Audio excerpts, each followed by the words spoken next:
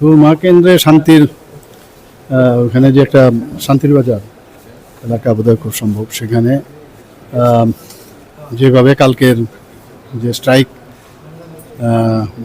ডাকা হয়েছিল সে কেন্দ্র করে সেখানে যেভাবে ওনাদেরকে মানে আহত করা হয়েছে আপনারা সবাই জানেন। কালকে টিভির পর্দাতেও আমরা দেখেছি, সোশ্যাল মিডিয়াতেও দেখেছি।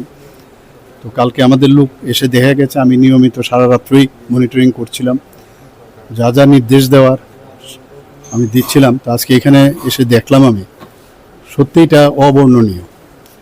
আর যেভাবে এইভাবে মানে ডান্ডা নিয়ে, রড নিয়ে, তারপরে গুলতি নিয়ে যেভাবে আক্রমণ, এটা আন্দোলনের নামে একটা কলঙ্ক।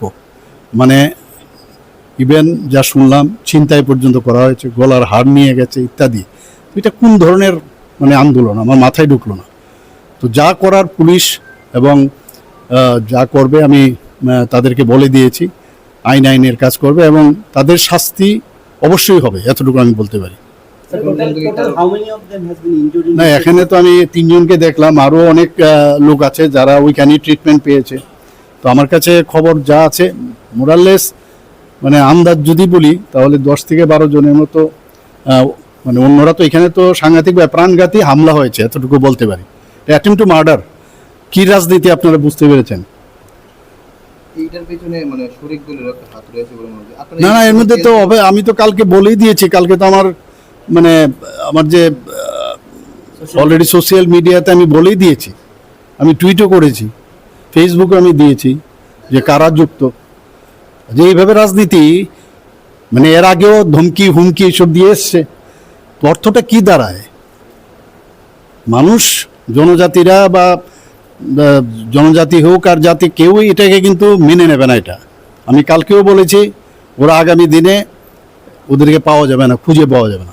পরপর 2 দিনে এরকম ঘটনা হয়েছে, রাজ্য সরকার কি রকম? না, আমরা তো আমাদের তরফ থেকে আমরা করছি। সেখানে পুলিশও গেছে, আপনারা জানেন বিশাল মাত্রায় পুলিশ গেছে সেখানে। পরবর্তী সময় আপনারা জাস্ট দেখুন কি হচ্ছে, কি হবে, এতটুকু আমি বলতে পারি। তাদের বিরুদ্ধে কোনো রকম আইনগত তো হবে, আমি তো বললাম তো, সেগুলো অলরেডি তৈরি হয়ে গেছে এবং হবে, এবং এইভাবে চলতে দেওয়া যাবে না। Under pressure for this, they are trying for a pressure technique, it seems. That pressure will be diminished. That pressure will be diminished in due course of time. একটা কোশ্চেন, এই যে ষড়যন্ত্রের অভিযোগ আপনি এনেছেন বারবার, ষড়যন্ত্রটা কি আভ্যন্তরীণ দলীয় নাকি বাইরে? না, সেটা তো এখন আপনি যদি ওপেনলি আমাকে বলতে বলেন, ষড়যন্ত্রতে everything it covers. Thank you.